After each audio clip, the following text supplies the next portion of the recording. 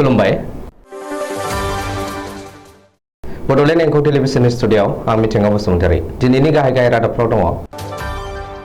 गुवाहाटीआव दुलाराय आसाम प्रेस बिगोमा एसोसिएशननि 2 बोसोरारि जथुम्मा गोदान मावफुं आफादाव दीपज्योति कलिता आफादगिरि हिरण्य कुमार मेधिया नेहाथारि आरो राजेन बसुमतारिया फोसावदिं नेहाथारि लामदिंआव दैबाना गोबां ओनसोलफोराव लोमसावदों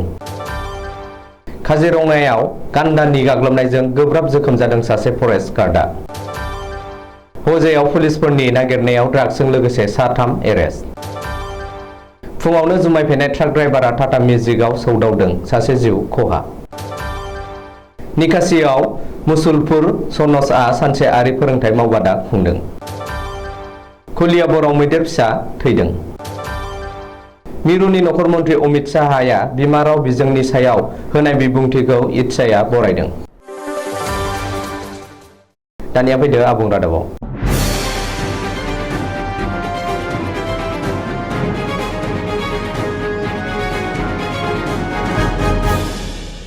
दुलाराय आसाम प्रेस बिगोमा एसोसिएशननि 2 बोसोरारि जथुम्माया दिनै 27 आगस्ट शनिबारखालि गुवाहाटी बामुनि मैदान इन्डास्ट्रियेल इस्टेटआव थानाय एसोसिएशननि मावख'आव मेहेरगोनाङै जानानै थाङो 2 बोसोरारि जथुम्मायाव सिगांनि मावफुं आफादखौ सिफायनानै गोदान मावफुं आफाद दानाय जादों गोदान मावफुं आफादनि आफादगिरि महरै नबिनिता प्रेसनि बिगोमा दीपज्योति कलिता गाहाय नेहाथारि महरै इबिएन प्रेसनि बिगोमा हिरण्य कुमार मेधि आरो फोसावदिं नेहाथारि महरै इंखं पाब्लिकेशननि राजेन बसुमतारिमोनखौ थिसननाय जायो फैगौ 2 बोसोराव माव बुब्लिनि थाखाय मख'नो गोनांदि 2 बोसोरारि जथुम्मायाव बारग' गाहाय नेहाथारिया बोसोरारि मावरेबसुं आरो रां हिसाब फरायथिनानै होयो नेहाथारिनि रेबसुङाव थांनाय 2020 निफ्राय 2022 मायथाइसिम कर'नानि जुनै लकडाउननि जाहोनाव आसामनि प्रेस बिगोमाफोरा गोबां जेंनाफोरजों मोगा-मोगि जानांदोंमोन होननानै मख'नाय लोगोसे आसाम सरकारा प्रेस एबा सेबखांसालिफोरनि दुखु जारलाफोरखौ नोजोर बोनानै सुफुंनायनि राहा लायो बेनि थाखाय सरकारनि खाथियाव दाबिलाइ गथायनाय जादोंमोन नाथाय सरकारा जेबो बिथांखि लायैनि अजद होयो बबेखानि बावैसोनि गेजेराव आसामनि गिबि मन्त्रि डक्टर हिमन्त बिश्व शर्माखौ लोगो हमनो दिनैनि जथुम्मायाव थांखि लानाय जायो लामदिंआव दैबानाजों गोबां ओनसोलफोराव लोमसावदों मख'नो गोनांदि ओनसोलनि निउ कल'नि पाम रड हाथिभाङा कल'नि इन्जिनियारिं कल'नि ब्रिड फिल्डार्स बायदि ओनसोलफोराव दासिमबो दै लोमसावनायजों ओनसोलनि सुबुंफोरा हालाय-हाफाय जानांदों गोबां थाद'नो रोङि अखा हाबाय थानायजों बे दैबानाया जादों दैबानाजों न' सिङाव दै हाबनायनि थाखाय माखासे सुबुंफोरा थिं सायाव आश्रय लानो गोनां जादों गुबुन फारसेथिं गोबां सुबुंफोरा दैबानाजों लोमसावजानानै न' गारना गोजौ जायगायाव आश्रय लाना थानो गोनां जादों दै देरनाय खौरांखौ मोननानै एसडीआरएफ दोलोआ बोखांनाय हाबाफारि लाना जाथायसालियाव दंहैयो होननानै लामदिं थानायनि पुलिस असिया खौरांनि गेजेरजों मिथिहोदों दासिम दैबाना जानायखौ ओनसोलनि एमएलएआ रायजोनि गेजेराव थांनानै खौरां लाहैदों आरो रायजोफोरखौ हेफाजाबनि थाखाय सावरायलायदों दैबानाजों गायखांनाय माइ आबादफोरा गोबां खहा जानायनि खौरां सौफैदों काजिरङायाव गान्दानि गाग्लोबनायजों गोब्राब जोखोम जादों सासे फरेस्ट गार्डआ बुरापाहार ओनसोलनि आवथायाव थानाय तुनिखाथि रेन्जनि साखाथियाव बे जाथाया जादों बे जाथायाव गोब्राबै जोखोम जायो सुरेन्द्र बरा मुंनि सासे फरेस्ट गार्डआ जोखोम जानाय फरेस्ट गार्डखौ जख्लाबन्द देहा फाहामसालियाव थिसननाय जायो मख'नो गोनांदि काजिरङा हाग्रामायाव आगोल उन सम सम गान्दानि गाग्लोबनायजों गोबां मोगा-मोगि जानो गोनां जायो फरेस्ट गार्डफोरा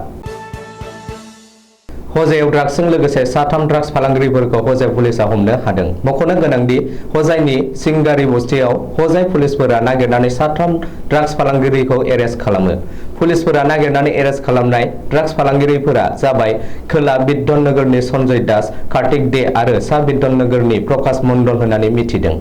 जिल्लानि डिसि पुलिस बुरुन पुरकायनि बिथोनाव असि तपन मिति दैदेननायाव नागिरनाय हाबाफारिनि गेजेरजों ड्राग्स फालांगिरिफोरखौ हमनायजों लोगोसे मोनसे साबुन बक्सआव ड्राग्सखौ मोननो हादों ड्राग्स फालांगिरिया ड्राग्सखौ फाननो थाखाय बाजाराव लांदोंमोन होननानै पुलिसनि जेरायाव सिमान जादों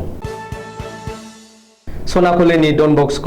सकआव फुंनि समाव लामा जाब्रथाय जानानै सासे हान्थियारिनि जिउ खहा लख्रानिफ्राय लाल गणेश थांनाय गंसे गोख्रैथिजों फैनाय AS01 FC 4334 नाम्बारनि गंसे ट्राकआ लाल गणेशनिफ्राय लख्रा थांनाय गंसे टाटा मेजिक गारिजों सौग्रावलायो जाहोनाव AS01 HC 6736 नाम्बारनि टाटा मेजिक गारियाव थानाय सासे हान्थियारिया जाथायसालियावनो जिउ गोमायो जाथाय जानायनि उनाव लाल गणेश पुलिस थानानि पुलिसफोरा फैनानै जोखोम जानायफोरखौ बोखांफैना देहा फाहामसालियाव दैथायहरो। बेराफारसे जाब्रबथाय खालामनानै ट्राक ड्राइभारआ जायगासालिनिफ्राय खारखोमा लाङो। ट्राक गारिखौ जाथायसालिनिफ्राय एसे जानथायाव गारनानै थाङो। मिथिनाय बायदिब्ला फुंनि समावनो जुमाय लोंनानै ट्राक गारिखौ सालायदोंमोन आनवार मुंनि ड्राइभारआ। बाक्सा जिल्लानि निकासियाव मुसलपुर सनजनि गं 30 इकल फरायसालिनि सा 30 आचार्यफोरखौ लानानै मोनसे सानसेयारि फोरोंथाय मावबादा खुंदों। बे फोरोंथाय मावबादानि हाबाफारियाव 33 नं बिजनी बियाबनि बिजेपि एमएलए अजय कुमार रायआ गाहाय आलासि महरै बाहागो लायो। हाबाफारियाव बाहागो लानानै अजय रायआ इकल सोलोंसालिनि सोमोन्दै आचार्यफोरजों गुवारै सावरायलायो आरो इकल सोलोंसालिया गोग्लैसोनाय ओनसोल आरो गोरिबजों नाख्रेबजानाय सुबुंफोरा थि समाव सोलोंथाय लानो हायै सुबुं एबा फरायसाफोरनो सोलोंथाय होबोबाय थानाय बाथ्राखौ फोरमायो। लोगोसे बिथाङा जम्मु आरो काश्मीराव आर्टिकेल 370 खौ बोखारनायाव इकल सोलोंसालिया गाहाय बिफाव लादोंमोन होननानैबो फोरमायो। बे हाबाफारियाव बाहागो लाबावो फारियै बाक्सा जिल्ला बिजेपि दोलोनि आफादगिरि शरद चन्द्र शर्मा, कक्लाबारि मण्डल बिजेपि दोलोनि गाहाय नेहाथारि सुजुगिरि बसुमतारी, बिजेपि दोलोनि सोद्रोमा जगत कलिता, सनजनि गाहाय उद्धव फाटकमोनहा मैखोमै बाहागो लादोंमोन। कलियाबरनि राङालु आमादाङायाव सुनिबारखालि मासे मैदेर फिसानि गोथै सह बोखांनो हादों। सानथाम सानब्रैसो सिगां जोनोम जानाय मैदेर फिसाया मानि थाखाय थैनो गोनां जाखो बेनि बेलायाव जायगानि सुबुंफ्रा रावबो बुंनो हाया। हराव मैदेरनि होस्रि खावनाय खोनानानै फुङाव नायनो थांनानै नुहैयो गोथै मैदेर जोला फिसाखौ। जानो हागौ गुबुन मैदेरजों नांनायावनो मैदेर फिसाया थैनांगौ जादों होननानै जायगानि सुबुंफोरा सन्देहजों बुंसोलायदों। आथिखालनि 2020 गोदान सोलोंथाइ खान्थिनि सायाव मिरुनि नखर मन्थ्रि अमित शाहआ बिमा रावनि बिजोंजों उन्दै फरायसाफोरनो सोलोंथाइ होनांगौ होननानै बुंनाय बिबुंथिखौ इटसा एबा इन्डिजिनियास ट्राइबेल साहित्य सभाया बरायदों। इटसानि आफादगिरि गबिन्द टाट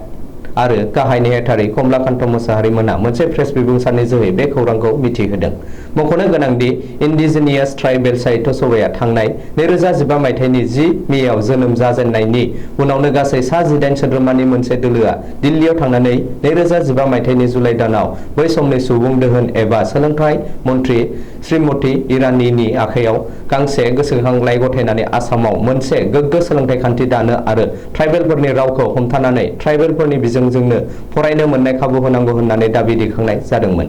बेनि अनगायैबो ट्राइबेलफोरनि गोबां जेंनाखौ लानानै बै समनि नखर मन्थ्रि राजनाथ सिंह, ट्राइबेल एफेयार्सनि मन्थ्रि जुएल अरां, रायजोआरि नखर मन्थ्रि किरेन रिजिजु आरो डनार मन्थ्रि डक्टर जितेन्द्र सिंह मोनखौबो लोगो हमनानै आलादा आलादायै गोसोखांलाइ गथायनाय जादोंमोन। आथिखालाव मिरु सोरखारनि